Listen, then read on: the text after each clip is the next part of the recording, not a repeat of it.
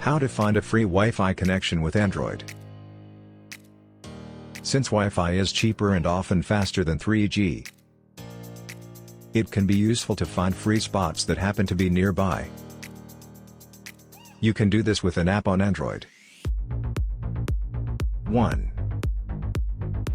Search for Wi-Fi hotspot in Chrome. 2. Click on an app such as Free Zone. 3. Click Install to install the app. Hit Open to begin. 4. Accept the terms of use and then click Enter. 5. Select Search for free zones on the left with the flag icon. 6. Select a free zone on the map to find out how to get to it.